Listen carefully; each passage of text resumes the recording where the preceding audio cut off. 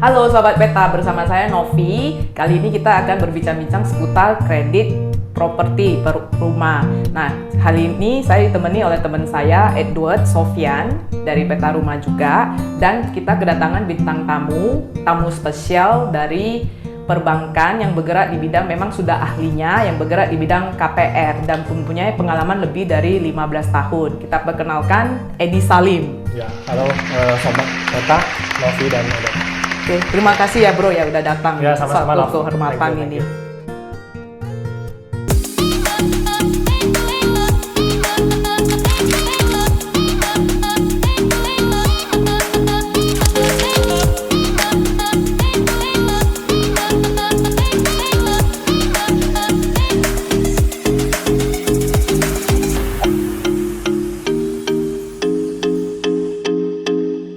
Oke, terima kasih ya bro ya udah datang Ya, sama-sama, suatu Novi. kehormatan Thank ini. you.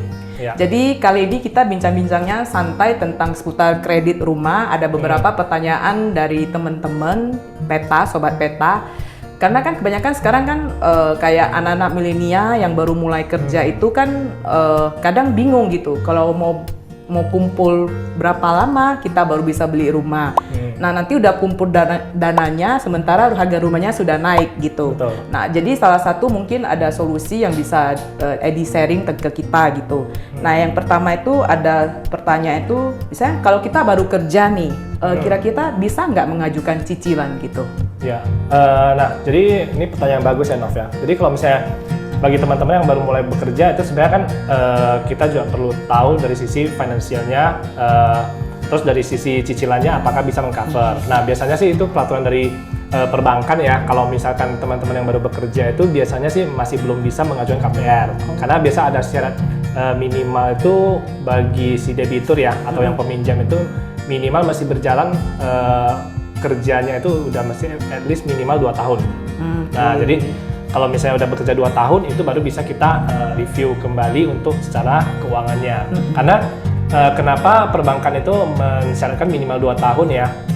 Karena kan dari teman-teman yang baru bekerja juga kan kita mesti tahu nih kejelasan kerjanya apakah bisa sustain nggak, bisa berlangsung lama nggak? Karena ini kan menyangkut rumah yang dibeli. Kan kita juga tidak menginginkan begitu udah bayar KPR nih, tahu-taunya nanti di tahun pertama atau kedua itu udah kesulitan membayar. Nah, jadi itu pastikan bahwa dari sisi pekerjaan itu memang udah cukup mapan. Nah, dan itu at least udah berjalan 2 tahun itu baru bisa mengajukan KPR di perbankan. Oke. Gitu. Jadi kan tadi berarti minimal kita kerja udah harus 2 tahun Ya, karena benar. untuk melihat udah stabil nggak Ya, penghasilannya, betul, bisa mengcover betul, cicilannya. betul. Nah, salah satu persyaratan untuk KPR kan harus ada surat keterangan kerja. Benar. Sama slip Slip gaji. payroll gaji ya, slip Iya, gaji. iya, benar. Nah, ini banyak di Medan ini kan ada perusahaan yang tidak kasih slip gaji langsung transfer gitu. Jadi nggak ada payroll sistemnya, langsung Iya. transfer ke rekening atau ambil tunai. Nah, kira-kira itu solusinya gimana, Di? Nah, kalau misalnya untuk yang pembayaran gaji ini, sebenarnya memang sistem pembayaran gaji itu ada beberapa macam ya. Yang paling disenangin oleh teman-teman di KPR itu pastinya kan wajib payroll. Payroll dalam artian itu dibayar langsung dari perusahaan ke rekening si peminjam ini. Nah, customer ini juga terima gajinya itu masih bulan, jadi antara slip gaji dengan yang tercermin di rekening itu masih sama persis. Nah, ini juga saya variasi, terutama kalau misalnya untuk kondisi perusahaan lokal, biasanya memang ada beberapa yang masih berjalan konservatif. Jadi mereka cenderung bayarnya pakai sistem tunai. Yeah. Nah, kalau untuk tunai itu memang di beberapa bank ada yang masih bisa terima, ada beberapa bank lebih dominan bank sudah nggak mau terima sih. Nah, karena itu kan rawan untuk dimanipulasi. Ya, gitu. Nah, jadi that's why kita juga mesti pastiin dari sisi pembayaran gaji itu sebaiknya yang tercermin. Nah, tapi ada kondisi yang mana mungkin terkadang pemilik perusahaan langsung menyetorkan ke rekening si karyawan. Nah, tapi nominalnya itu rutin dan konsisten tiap bulan sama seperti yang slip gaji. Nah, itu juga bisa jadi pertimbangan yang positif sih. Itu jadi bukan berarti kalau misalnya perusahaan bayarkan gaji secara tunai itu nggak tentu. Tapi bayar tunai dalam rentang waktu tiap bulan yang konsisten. Contoh nih, dia terima gaji katakan 10 juta tiap bulan, dibayarkan secara tunai ya setiap tanggal 30 itu kan konsisten nih. Nah, yang transfer itu juga kalau bisa tuh bisa diverifikasi dan dipertanggungjawabkan. Nah, biasanya sih itu pemilik perusahaan yang setorkan ke rekening si karyawannya. Nah, jadi itu secara verifikasi dari sisi bank juga kan lebih meyakinkan. Oke. Nah, itu. Berarti kesimpulannya jika tidak ada payroll-nya, tidak ada slip gajinya, berarti di rekening bank dia itu ada kelihatan masuk uang gajinya itu, betul. kurang lebih ya. Iya. Itu kira-kira bank lihatnya yang berapa bulan terakhir ya? Nah, itu kalau kita lihat tuh biasa 3 bulan terakhir. 3 bulan terakhir, tentunya itu dengan kondisi yang memang terverifikasi dengan benar ke pihak perusahaan juga. Oke. Gitu. Dari Edi bisa kasih tips nggak buat teman-teman yang biasanya sih mereka sudah ketemu rumah yang mereka inginkan, bahkan harga juga sudah cocok. Tapi kadang waktu mereka mau melangkah ke KPR, mereka minder. Karena minder dalam arti kata takut nanti setelah bayar booking fee atau tanda jadi, KPR-nya ditolak atau tidak disetujui, sehingga mengakibatkan booking fee-nya hangus. Gitu. Ya, ya. Nah, jadi tips bagi teman-teman, terutama yang baru mau ini ya, memiliki rumah pertama ya. Nah, itu mungkin saran kita dari sisi banknya ya, tentunya yang paling utama itu dari sisi finansial dulu. Jadi keuangan itu pastinya udah mapan dulu. Nah, jadi mungkin ada rasio antara penghasilan dengan cicilan. Nah, dari masing-masing bank itu sebenarnya berbeda-beda ya. Nah, tapi itu biasanya yang paling konservatif kalau kita bilang ya, at least dari sisi penghasilan itu kita 30% itu dialokasikan untuk angsurannya. Jadi contoh nih, kalau misalnya saya punya gaji katakan mungkin 10 juta. Nah, at least cicilannya itu jangan over dari 30% dari penghasilan. Jadi jangan over dari 3 juta. Nah, tapi cicilannya itu juga memperhitungkan apa? Nah, contoh saya tadi kan bilang rasionya 30% ya. 30% itu kita udah memperhitungkan kewajiban angsuran yang akan kita jalanin, termasuk kewajiban angsuran berjalan yang kita miliki saat ini sebelum KPR. Contoh nih, sebelum mau KPR kan dia punya mungkin cicilan handphone nih, sebulannya 500.000. Berarti kan dia udah punya kewajiban 500.000. Nah, kalau misalnya kita bilang 30%, sisanya itu berarti kan 2,5 juta. Nah, maka tinggal dia hitung aja dari sisi 2,5 juta itu bisa mengcover untuk pinjaman berapa. Katakan nih 2,5 juta per bulan, dia ambil tenor mungkin kalau karyawan kan kita bisa sampai dengan 20 tahun ya. Nah, 20 tahun mungkin itu dapatnya plafonnya sekitar katakan 300 juta. Nah, dengan 300 juta berarti kan dia udah punya ancang-ancang, oh at least saya udah bisa dapatin dana pinjaman dari bank 300 juta. Nah, sisanya itu adalah DP yang dibayarkan ke penjual atau ke property agent-nya gitu. Nah, jadi itu sebagai gambaran basic dulu. Nah, tapi ini tentunya juga seiring dengan penghasilan. Penghasilan semakin tinggi, otomatis kan rasionya juga semakin besar. Nah, dan tentunya kenapa kita buat ada spare nggak full dari penghasilan itu bisa bayar cicilan, karena kan tentunya teman-teman kalau misalnya punya penghasilan nih, pasti selain bayar cicilannya pasti punya biaya hidup kan, atau mungkin mau have fun kan, mau nonton bioskop kan, mau ngopi kan, mau Starbucks kan, nah itu jadi itu yang disisihkan. Nah, jadi pastikan itu bisa stabil sampai dengan akhir masa pinjaman itu. Berarti boleh disimpulkan hanya maksimal 30% dari penghasilan kita yang boleh digunakan untuk membayar cicilan. Iya, itu salah satu contoh basicnya. Nah, seperti tadi saya bilang kan rasionya itu kan semakin tinggi penghasilan, semakin besar rasionya. Contoh nih, kalau misalnya yang punya penghasilan katakan mungkin 15-20 juta. Nah, itu ada beberapa ketentuan bank yang mungkin bisa sampai dengan 50%. Atau ada salah satu bank mungkin bisa sampai dengan 80%, ada juga. Itu. Nah, jadi itu yang menentukan tingkat persetujuan kreditnya itu semakin besar. Jadi kalau misalnya gajinya semakin besar dan rasionya itu kalau misalnya bisa rasio semakin kecil itu semakin bagus bagi bank. Karena kan at least kan kita punya sisihkan dana cadangan kita untuk biaya hidup suatu waktu apabila nih kalau misalnya kita keuangan kan ada dana cadangan untuk membayar angsurannya tersebut. Jadi jangan mentok-mentok, contoh misalnya saya punya 10 juta, angsurannya sampai dengan 8-9 juta, itu kan jangan juga kan. Nah, takutnya nanti kan kreditnya jadi macet gitu. Nah, tadi kan berarti kan dari pendapatan kita itu kan 30% ya, wajib untuk itu. Nah, misalnya kalau melihat review dari tabungannya gimana? Ya, itu juga ada salah satu faktor pendukung ya. Terkadang kan memang dari sisi pengendapan dana gitu lah ya. Pengendapan dana itu juga membantu ya. Jadi dari sisi salary kita bilang tadi kan 30%. Dan itu tentunya memang variatif ya, sesuai penghasilan. Kalau misalnya 20 juta itu biasa bisa sampai dengan 50%. Berarti which is itu kan 10 juta. Nah, di sisi lain kalau misalnya dia ada tabungan, itu sebenarnya salah satu faktor positif yang mendukung untuk persetujuan kreditnya semakin besar. Jadi kemungkinan approve-nya itu lebih tinggi. Oke. Gitu. Karena ada dana cadangan tadi ya dilihat oleh banknya. Benar. Berbicara mengenai dana cadangan, apa yang terjadi kan beberapa ada customer juga mereka memiliki dana cadangan tapi mereka investasi mungkin dalam bentuk emas gitu. Nah, sedangkan itu tidak tercatat di dalam rekening. Apa yang harus mereka lakukan? Nah, jadi sebenarnya kalau untuk di perbankan rata-rata sih memang lebih melihat dari sisi pengendapan dana yang tercermin di rekening, ya, rekening tabungan, baik itu mungkin tabungan atas nama pribadi atau pasangan ya, kalau yang bagi yang udah married ya. Nah, jadi itu salah satu faktor pendukung. Tapi kalau misalnya yang dalam bentuk emas, memang itu saat ini sih belum bisa diakuin oleh perbankan sebagai aset si customer, walaupun itu memang salah satu pendukungnya. Nah, tapi mungkin emas itu kalau ditanya solusi nggak? Solusinya apa? Ya kalau memang dia nggak bisa pinjam terlalu banyak, emasnya dijual untuk tambahin DP. Gitu. Benar. Ya, itu salah satu solusinya sih. Benar. Jadi kalau yang namanya kita punya investasi, tentunya itu bukan hal yang sia-sia kan. Mau dalam bentuk emas atau saham pun kalau memang suatu dibutuhkan, ya udah jual aja, tambahin DP aja. Itu sih. Ditambahkan ke DP-nya. Iya, Tambah DP ya. benar. Oke. Tadi kan ada disinggung tentang pasangan ya atau nah misalnya ada perbedaan nggak? Misalnya dia single nih mau kredit atau dia sudah menikah tapi punya tanggungan gitu. Nah, kalau bagi teman-teman yang mungkin udah married nih ya. Nah, sebenarnya kalau married itu ada baiknya dari sisi penghasilan. Karena kalau misalnya contoh nih, penghasilan si customer nih dalam artian kita bilang suami ya. Suami mau minjam nih, katakan gajinya 10 juta. Sementara dia kan mau ngangsurnya, katakan angsuran per bulan mungkin 10 juta juga. Pastinya nggak bisa dong, ya kan gaji 10 juta gimana bisa minjam 10 juta gitu kan. Nah, tapi dengan adanya pasangan ini, kalau misalnya si pasangan punya penghasilan juga, ini bisa dilakukan joint income. Jadi membantu penghasilan si suami untuk membayar cicilan. Katakan nih si suami punya 10 juta, nah ternyata istri juga penghasilan 10 juta, udah di joint income aja.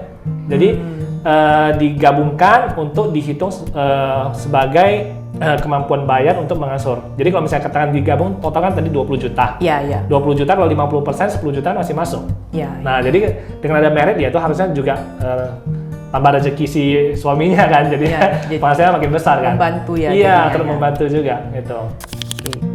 Berarti kalau kita misalnya sudah menikah bisa digabung income-nya. Nah, kalau misalnya dia udah punya tanggungan itu mengurangi itu nggak pengaruh lah ya? Tanggungan dalam arti anak ya? Iya, anak. Nah, kalau anak ini saat ini sih kita nggak perhitungkan. Jadi itu nggak membebani nggak membebani perhitungan kemampuan bayarnya. Karena kenapa? Karena kan seperti yang tadi kita bilang, rasionya itu kan mungkin 30-50%. Katakan kalau tadi contohnya 20 juta, angsurannya 10 juta, berarti kan dia masih ada spare 10 juta nih untuk biaya hidup. Tentunya biaya hidup ini kan udah diperhitungkan antara suami istri dan mungkin tanggungannya. Iya. Gitu. Berarti tetap joint income dilihat penghasilannya ya? Iya, benar. Nah, misalnya jika dia udah menikah nih, mau ngambil KPR. Iya. Nah, bank itu kan kita pernah dengar ada namanya BI checking ya? Iya, benar. Nah, di BI checking itu kan bisa kelihatan dia kolek 1 atau kolek berapa gitu. Nah, misalnya si suami kolek 1, si istri ini kolek 5 gitu. Nah, itu solusinya gimana ya kira-kira? Nah, kalau untuk kondisi ini sebenarnya ada 2 poin yang mesti kita ketahui dulu ya. Sekarang ini kan mungkin kita tahu kalau misalnya merit itu kan ada 2 sistem. Yang dimana secara kepemilikan harta itu dibilang harta milik bersama ya. Nah, harta milik bersama, terus and then ada satu lagi yang namanya kita udah merit kan kita ada buat prenup. Prenup artinya itu pisah harta. Ya. Nah, kalau yang pisah harta itu biasanya sih kewajiban itu kita hitung masing-masing. In case kalau misalnya si debitur ini suami, katakan istrinya itu punya kolektibilitas jelek, katakan kalau 5 lah ya kan. Nah, tapi selama ada pisah harta itu sebenarnya nggak kita perhitungkan. Karena itu kan mereka udah ada kesepakatan perjanjian pranikah bahwasanya kewajiban dan hutang itu ditanggung masing-masing. Maka itu nggak menjadi kewajiban si suami. Nah, itu contoh yang ada perjanjian pisah harta. Nah, tapi kalau misalnya pada umumnya kan jarang lah ada yang buat pisah harta ya. Nah, jadi kalau misalnya ada pasangan yang mungkin statusnya kolek 5, itu juga mempengaruhi collectibility si suami. Nah, tentunya dengan ada kolek 5 itu sebenarnya bukan artinya kiamat ya, nggak bisa KPR lagi. Itu masih ada beberapa solusi. Nah, salah satunya itu contoh misalnya kalau dari sisi collectibility 5 itu kita masih tahu dulu kolek 5-nya karena apa.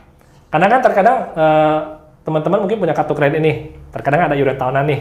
Iuran tahunan ya tentunya kalau bukan karena pemakaian kita kan kita biasa nggak pakai nih, tutup kan call 5 status jadi call 5. Nah, kalau yang ada kondisi tertentu yang dikarenakan iuran tahunan itu kita nggak bayar dan statusnya menjadi Call 5, itu beberapa bank itu masih ada toleransinya.